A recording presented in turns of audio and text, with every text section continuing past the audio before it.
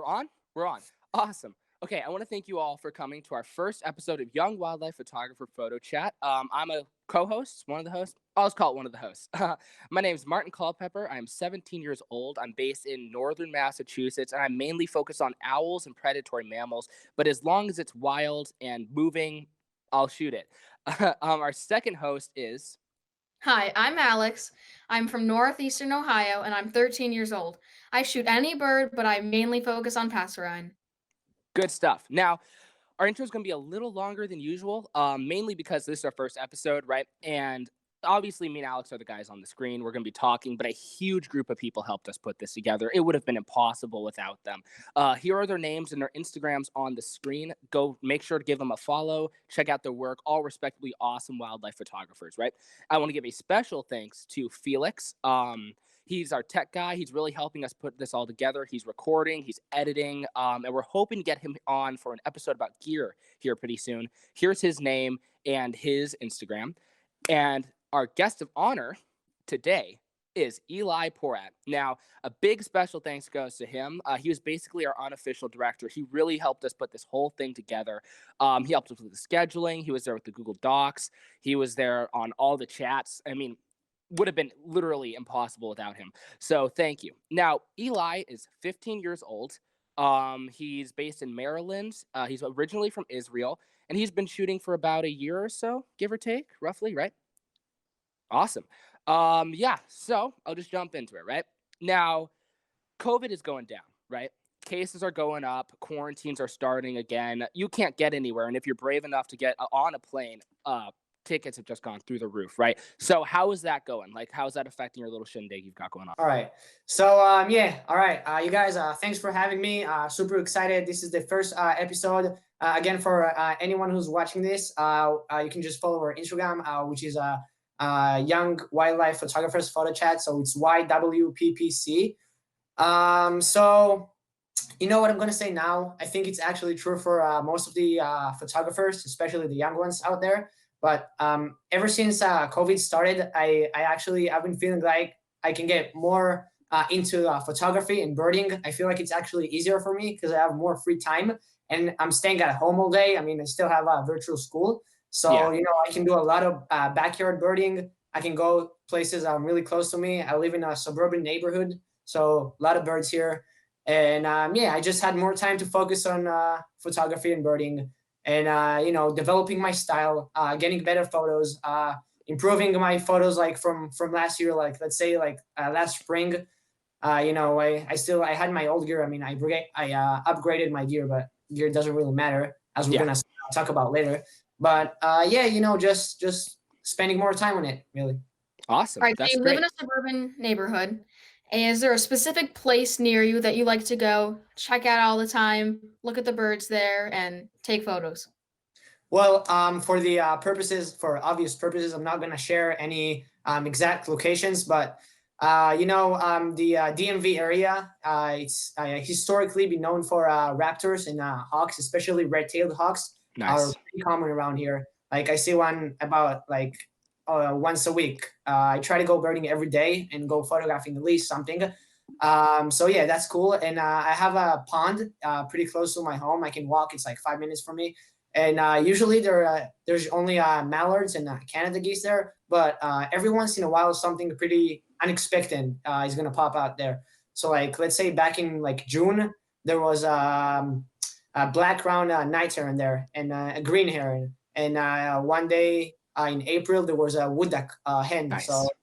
yeah, and there's a fox there sometimes. I've been Oh, I saw actually your shot of that. Yeah. yeah, Good yeah. So stuff. pretty cool stuff there. I All right. thought the black crown night heron's pretty good. Oh yeah, that's awesome.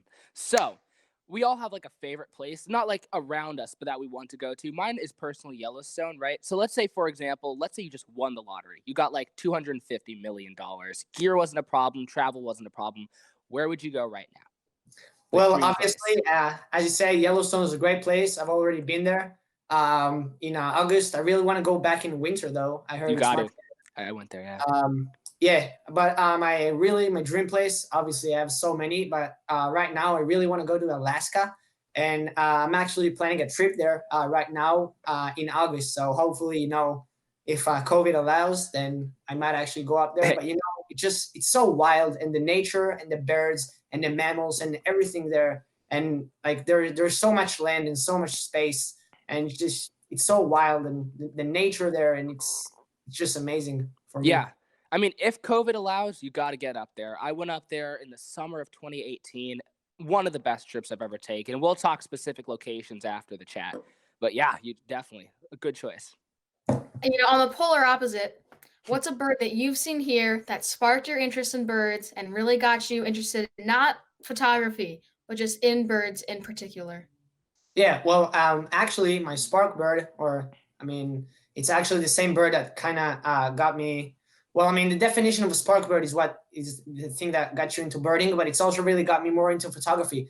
Because until I saw it was my first lifer bird.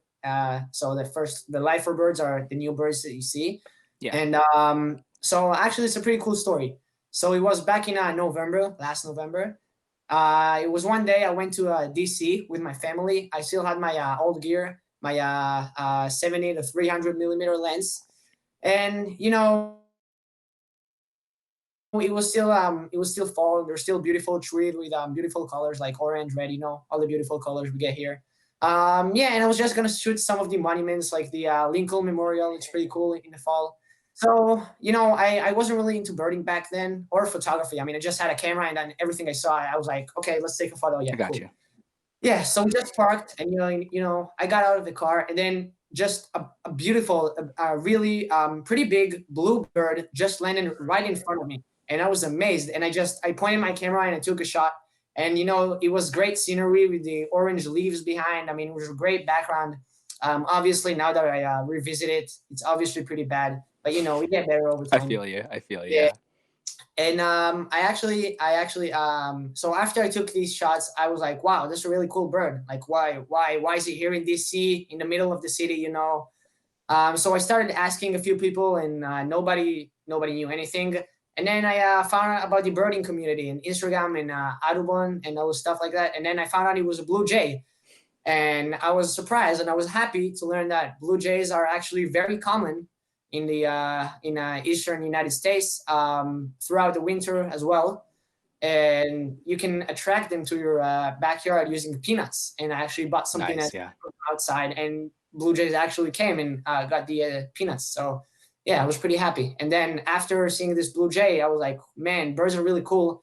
And in my area, there are actually a lot of birds. Like every day when I look outside, I see a mockingbird, usually some cardinals, and it's so awesome to me to see how nature really doesn't care about, like, no matter how hard humans try to destroy it, nature still doesn't care and continue with its course. Awesome. I think mockingbirds and bluebirds actually is really interesting because over in New York, they have a pretty big mockingbird population and a relatively smaller blue jay population. And over here where I live, we have a relatively large blue jay population and a relatively small mockingbird population. We've got a pretty even mix out here. I saw both of them today when I was out earlier, actually. I'd say we have more blue jays, but in the south, like at this winter break, I was actually in Hilton Head in South Carolina, and there were so many mockingbirds over there. Yeah, I mean, they're more common in the south. I mean, I love these birds. Like, their songs are so cool. Yeah, they're awesome. So looking at these birds, right? So let's say you had a blue jay that was sitting on a stick, right? What's like your signature techniques and editing like things? What do you do with a photo that makes you unique? Well, actually, I still haven't figured out my style really. I've only been shooting for about a year, and it takes time to develop a style that people can look at and say, okay, we know this is Ilai's photo, right? Yeah. So right now, I try to go more creative when I see like a bird. So let's say with great blue herons, right? That is the case. They're pretty common. I mean, you can see them pretty much everywhere that has water, and in the winter also, like in dry fields, like, I mean, they can eat like mice and voles and stuff like that. So let's say last weekend, for example, I went to a local lake to shoot a great blue heron. I mean, I know the great blue heron is there. He lives there. I know this place since last year, and I mean, almost every time I went there, the great blue heron was there, and it's probably the same one. Yeah. So I went there and I saw the great blue heron, and I was like, okay, what can I do to make the scene that I see right now interesting and different than what we usually see. Because on Instagram, I see almost every day. I see two photos that are almost exactly the same. And I mean, let's say with great blue herons, I mean, so many people photograph them because it's pretty easy. They're pretty tame. I mean, they won't just fly when they hear you or when you get closer to them. And I just see like basic portraits all the time. So now I start thinking to myself, okay, how can I not make it a basic portrait? How can I do something different? How can I approach a scene that I see with my eyes that my camera can actually record differently? It's something that maybe I can see with my eyes. Let's say, for example, like long exposures or motion blurs, right? My eyes can't do long exposures or motion blurs. Yeah, So, got you. so that's why I use my camera as a tool to capture the things my eyes can't. So I go to this great blue heron, and it was like 1 p.m., 2 p.m., middle of the day, pretty harsh light. And I started thinking, okay, maybe we should try long exposures. And just a tip for anyone who's watching this, long exposures in the middle of the day, probably not a good idea. Yeah, probably not the best It idea. doesn't work most of the time. But I still tried it. I went like 1.3 seconds shutter speed. And, I just tried to play around with the other settings to see. And I actually got some pretty interesting results. And I think, I might share them soon on my Instagram or somewhere. But yeah, I mean, the photos look different than what I'm used to. I mean, I want to create something that I haven't seen before. That's usually how I approach wildlife. Nice. That's awesome. And you guys, right here, this is his Instagram. Ilai's Instagram. You guys should go check it out. He has And some his really nice website, too. photos up there. Oh, yeah, there's his website. Yeah. All right, Ilai. So it's winter. It's getting hard to see new birds. You've been doing it for a while, so you've already gotten, birded out your area. You've been seeing a lot of stuff. What is your favorite bird you've seen in 2021? Well, so far I actually haven't been out birding a lot because for me, and I'm sure the case is going to be different for other birders / photographers, but for me, I've always been more about photography than birding. Obviously, I like birding, and I like mammals too. I like shooting wildlife. I like shooting macro insects. I love all that type of stuff. I got you. But regarding birds, there was actually a painted bunting 20 minutes away from me. In a local park. I went out to see it. It was pretty cool. But there were probably like 30, 40 other photographers there with me. And we were waiting for like 2 hours until the bird just flew from one bush to another. And it was like 10 seconds when we saw the bird. And then like half of the people left because they were like, all right, we saw the bird. That's it. And I'm like, no, like I didn't have, like, I didn't get anything decent. It was in the middle of the day again, so harsh light. And I didn't even have time to compose or, to change the settings. And I mean, I got some shots, but they're pretty boring. So that's why I'm mostly about shooting the I like to plan how I'm going to shoot the bird. Later when I'm going to share some of my photos, you can see how I planned actually before. But usually I plan how I'm going to shoot. And I don't even care if it's a common bird like mallards or Canada geese that I have right pretty close to me, 5 minutes away from me. I can just go and experiment different things. I can really push myself. I can see the limits of my camera, Yeah, awesome. Well, speaking of experimenting with a mallard, you did share a photo with us that we'll show a little bit later in the episode of a mallard that he actually experimented with and got a really nice photo. And we're about to get into those. I have one more question before we do so. What's your setup they've got going on right now? Obviously, before I say anything about it, I just want to tell everyone who's watching this: the gear doesn't make you a better photographer. Absolutely, I agree. Yeah, you can get good shots with any type of gear almost, and it's about your mind, it's about your technique, it's about your approach. It's not about the gear you use. I'm a Nikon guy. I use a D7500 and the 200 to 500 f5.6. It's a pretty good lens. I use it for most of my shots. I have wide angle lens, 18 to 55 millimeters. And I really do love shooting a wide angle with wildlife, but it's pretty hard. It's hard, yeah. Time. You fail almost every time you try it.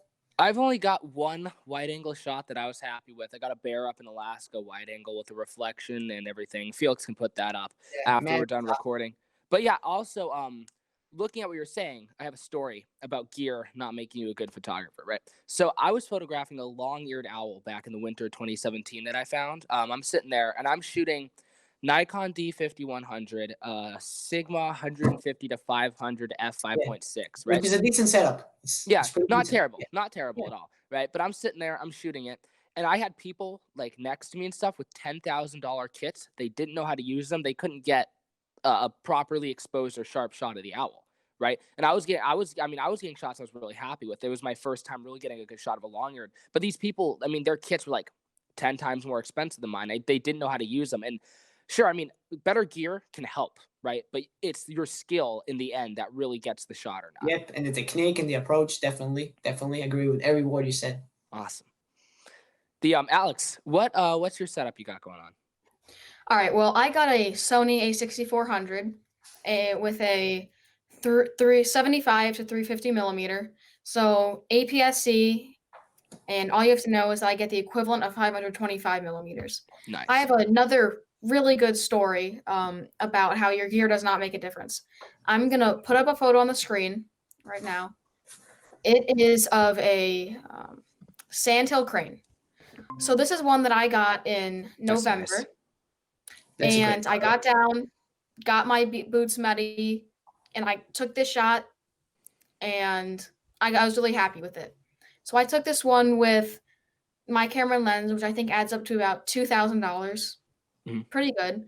But there's this other guy with a Sony A7R4 with a really expensive lens, and I think altogether it was about $20,000. Which lens was it specifically? I don't know. I think okay. it was. Okay. I think it was the 350, and I don't know the f-stop, or 300.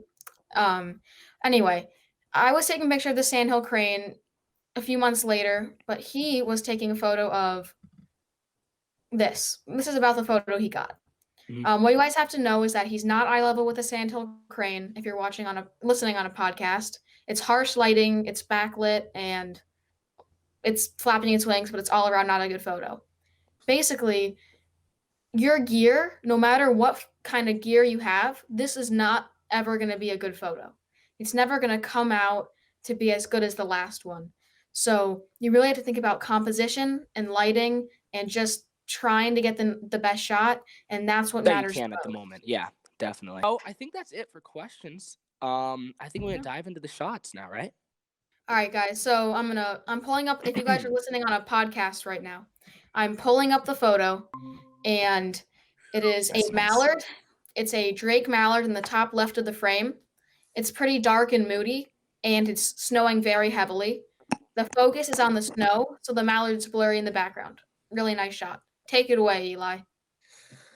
Okay, so this one, like all of the photos I choose, this one has a story behind it. You know, a very major part of the photos that I take and the photos that I share with other people, it's about storytelling. You know, it's about the message that the you can see in the photo, like you can actually read. Like, you know, they say a photo is worth 1,000 words. Well, that's actually really true. Because, you know, with every photo that I take and every photo that I see, I start thinking, okay, like, what's the story behind it? Because, you know, if someone just goes out and sees a bird and he's like, okay, wow, that's a cool bird, and then takes a shot and then keeps going, and then later he shares it with other people. I mean, like, okay, like, what's the story? Yeah. Like why do you why would you do that, right? Yeah, exactly. I got you. Okay, so yeah, so with this this one, this is a mallard, and it was taken in my local pond. So it's only like 5 minutes away, as I already said, from my house. It's pretty close. I go there almost every day. And one time it snowed. So we're recording the episode. Today is the 23rd of January. And one time it snowed. It was back in like December 16th, I think. So it was the only snow we've had so far. And I went to the pond and I was hoping to see some cool ducks, maybe like canvasback or you know, ring-necked ducks, but only mallards. Oh well. So I started thinking, okay, like, you know, mallards are super common, they're everywhere, but let's try something different this time. And then I actually thought the snow is so heavy and it's kind of screening the mallard. So what if I have the effect of the snow as a screen and the mallard behind it? And that's actually what I call the photo. I call it snow screen, because the snow acts like a screen and the mallard is behind it. As you can clearly see, if you're on a podcast, I really recommend maybe watching on YouTube or just checking out my account. So You you know, can. we are gonna actually have all of these photos on Instagram. So at the time of posting this podcast, we will have them out on Instagram if you want to check them out. Yeah. So I Yeah. want to say a few things about this shot, right? So I really like the whole thing's almost black and white. I mean, it's very dark, very moody. You got the snow coming down, and then there's just that little splash of color back there with the green head on that mallard. You're lucky this was a drake too. You know it. I mean, that's really awesome. I really like the lines too from the ripple. You know, this is an awesome shot, man. This is really good. And I really think, like we always say, you want your subject in perfect focus and you want to get eye level with your subject, get down. And I think this is like basically breaks both of those I mean, rules. rules And are meant to be broken. I think breaking those rules was really good. And I think it makes a really nice, pleasing photo. Yeah. I mean, All right, rules on are to the next one. suggestions. I'm just saying. That's my Yeah. philosophical spiel for today. Rules All are right, meant to here's be a broken. Yeah, definitely, guys. So like when people tell you like rule of thirds, eye level. I mean, eye level is really important, especially with waterfowl and waders. So most of the time, you would want to shoot eye level, and you would want to focus on the bird. But sometimes, if you feel like you can do it, and if you feel like it's gonna convey the type of message you want it to convey, then break the rules, do whatever you want, experiment, try something different, because maybe you know what, maybe that's gonna be maybe that's gonna be your style, because now I feel like it's mine. Maybe it's gonna be yours. I got you. Yeah. yeah, really nice shot. Awesome stuff. All right, on this next I one, love this one. This one's so dope. there's a perch coming out in the bottom of the frame, and there's a bird sitting on Merlin? top of it, I think it's a Merlin, right? Yep.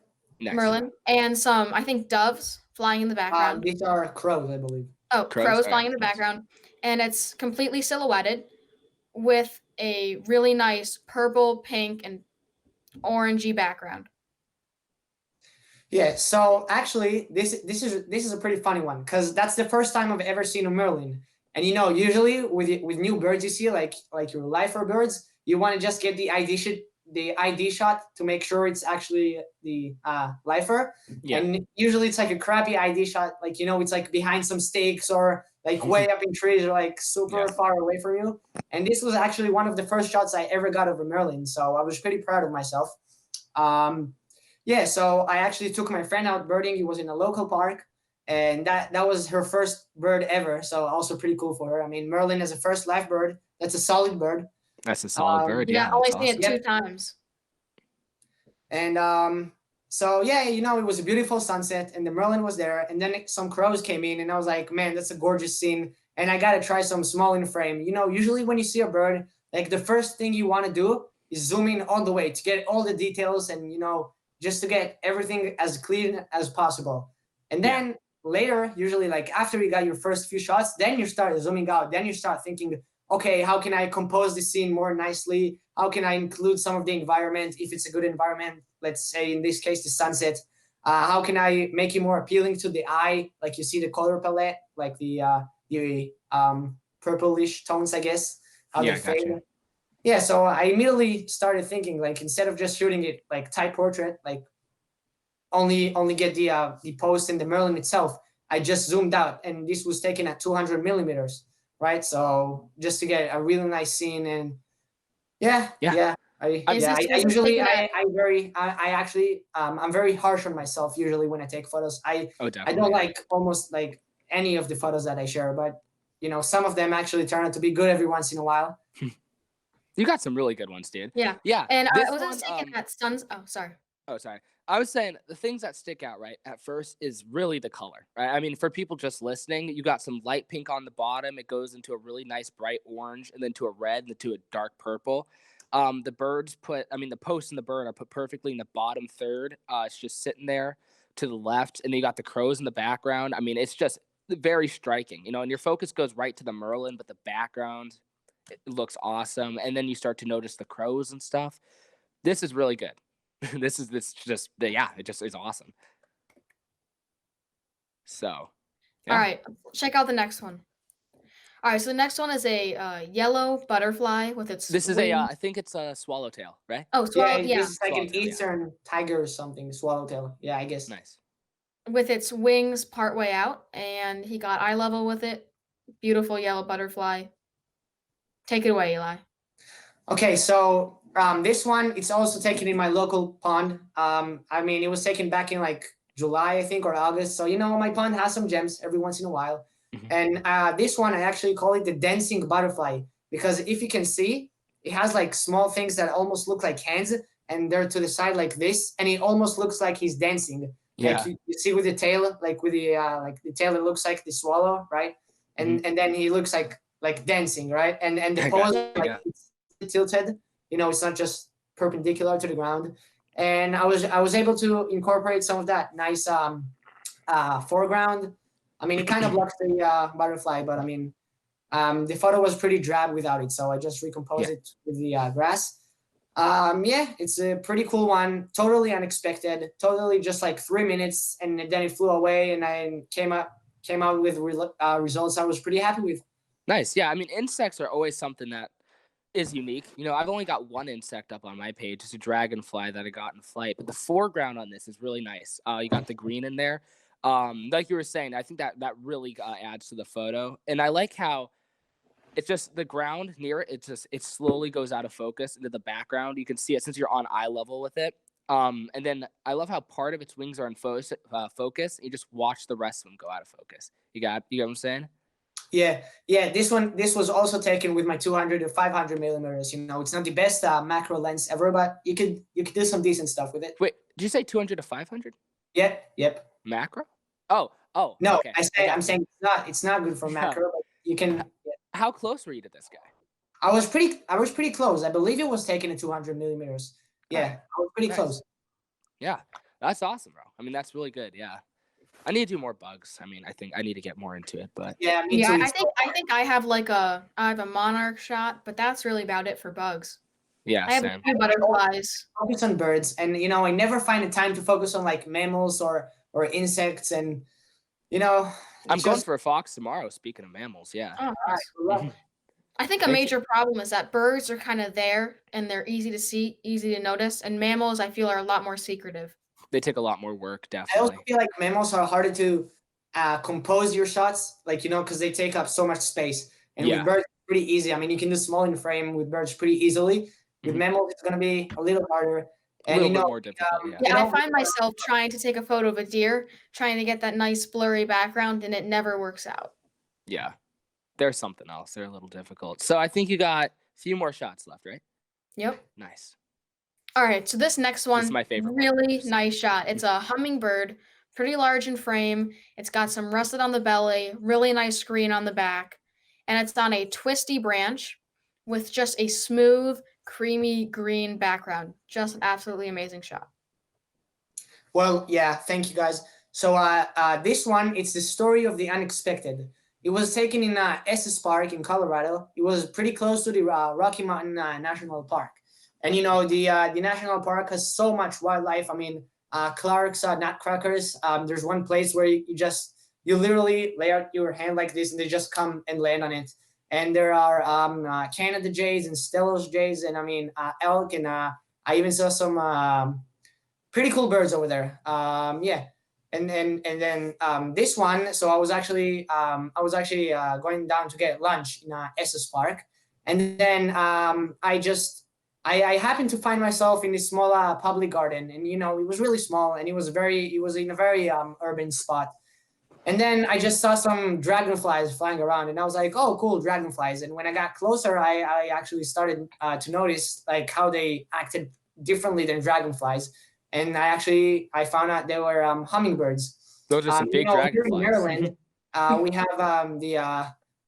we have the ruby-throated hummingbirds. That's the only species we have. And this past summer, unfortunately, I didn't get to spend a lot of time with them. Just bad luck, I guess.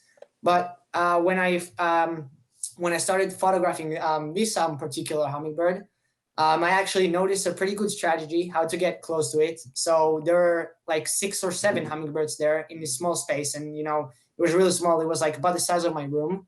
And every time another hummingbird flew by, this individual would just fly and chase them away, you know. And then I was standing in a bush nearby, and every time this bird flew away, I would take like 3 steps closer. And then after we chased away the other hummingbird, he came back right to the same spot, the exact same perch, same pose, everything. And then it just stopped. Like when he came back, I didn't move. I tried to stay as still as possible, and he didn't notice me. So that happened quite a few times. And then every time again, when it flew away, I took a few more steps, and eventually I was able to get really close.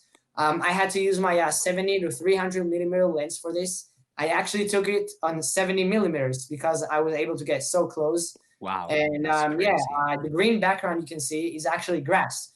This one was taken at eye level, so I was here, the hummingbird was here, and then behind it there was kind of like a hill of grass. So that's how I get this natural green background.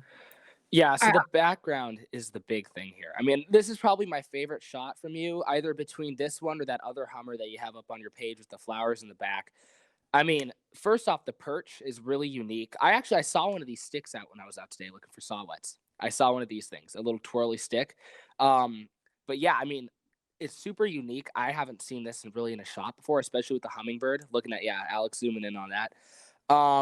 The background is like really nice and mottled. You have a lot of different greens in there, but it's all super soft. Like you can't make out the grass. I mean, yeah, it's super sharp, as you can see up there. The green on the back really nice, complements the green in the background. How did you wait? So was it like a cloudy day, right? Like a nice, bright, cloudy day? It was partly cloudy. I believe the sun wasn't out this particular moment, which is how I was able to really get these beautiful colors. Yeah, I mean, that shot is just phenomenal, dude. I mean, the light and everything. Yep. It was actually, I believe it was pretty late in the evening. It was like a bit before sunset. It was like an hour before sunset, and it was pretty cloudy, so I was able to get some nice detail. Yeah, that's awesome. I mean, the light's awesome. The background. It's so sharp. You can even look in the eye and see it is a cloudy day. Can you see your reflection? Do you know by any chance or no? Well, I haven't zoomed into the eye, but I mean, maybe we can see here. Maybe. Let's give it a shot. It looks like it's not full resolution, but that is... Even not at full resolution. I mean, it still looks amazing. Yeah, I had a bird that I could see see my reflection in its eyes one time. It just flew at me, and that's super fun. It's being able to look at yourself in the eye of the animal. Yeah, I've been able to do that a few times too. That's dope. So yeah, definitely one of my favorite shots from you, man. That's awesome. And all right, well, it looks like I accidentally just got us to another shot. So it worked. Hey. This one's a black and white warbler. It's small in frame on a perch over to the left of the frame. And on the right, there's some nice ferns. You got some nice bouquet in the background. All around great shot. Take it away, Eli. Well, this shot is all about the pose. You know, if you've been watching the behavior of black and white warblers, they're like woodpeckers, right? I mean, they climb up on trees and they look for insects to extract them from the trees. And I mean, I've been watching quite a few black and white warblers this past summer, and that's the only time I've seen it perch like this. And as you can see, it's getting ready to go fly somewhere else. And the perch, like everything worked so well for me in the photo. I mean, like the perch, the greens. I mean, the bird is so awesome. I mean, everything for me was just perfect scene to shoot. And I mean, again, probably the first, like the first thing you think about doing when you see a warbler like this, you want to zoom in all the way, get all the detail, and just get it, perched really neat, and maybe like crop everything else, the environment, and then start thinking, okay, maybe we should try to include some of the environment to see how it can work with the bird. Nice. Tell me about that bouquet, because I was about to say, is that lupins in the background by any chance? For the people on the podcast, it's long lines of light peeking through. Yeah. Yeah. Oh, yeah. So I believe this was taken near Deep Creek Lake, and it's a pretty big lake, and it was like in a small patch of trees really close to the lake. So I believe what you can see behind it is actually the lake. The water is the bouquet. As you can see, some of the branches behind it kind of fade away to the bouquet, but yeah, I believe it's a lake. That's awesome. Yeah, so I really like the ferns in there. I like how its perch is in focus and the bird is in focus, and everything else is just kind of soft in some capacity. Yeah, I mean, the colors are really nice on this one, and the bouquet almost looks like lupins in the background. It looks like there's a lupin field behind the trees a little bit. Yeah, I wish. Yeah, I Maybe know, next right? time. Yeah, we have one lupin field by me, but I've never gotten anything in there. But yeah, I mean, this is awesome. It's pretty dark and moody, but it's still got a lot of green in it. And then I like how the branch is kind of like dead looking, and the bird's like very, dull. Not like a dull bird, but you get what I'm saying. Like black and whites aren't the most colorful of warblers, hence the name. But yeah, and then the colors just come in, and it's awesome shot, and it's really nicely composed too. Is that I composed in like camera? Yep, it was. Nice, good stuff. I like to call him the newspaper bird. Newspaper bird. That's a good name for them. Yeah, they're kind of like boring brown creepers, basically. But I mean, I'm they're still beautiful. I mean, I love all warblers. So any Oh warbler yeah, I they're see, awesome. I'm and not. I I'm have a not like. chance to photograph, I mean, I'll You always take know, it. I kind of live in the warbler capital in the world with air quotes. Yeah. And when you just see a few of them around, they're going like nuthatches all around the trees, and it makes them hard to photograph. But so when Yeah. you get one, you feel very rewarded. Yeah. The warblers are fun. Yeah, Ohio's crazy for them, right?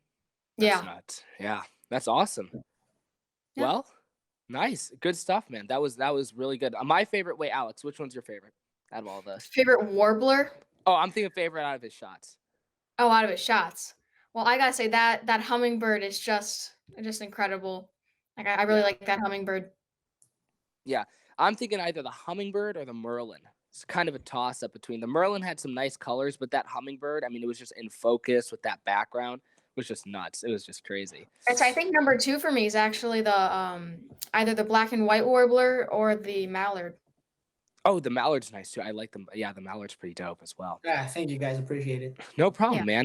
man. That's awesome. All right, well, thank you for coming on. All right, guys, that Thanks for about having wraps. me, guys.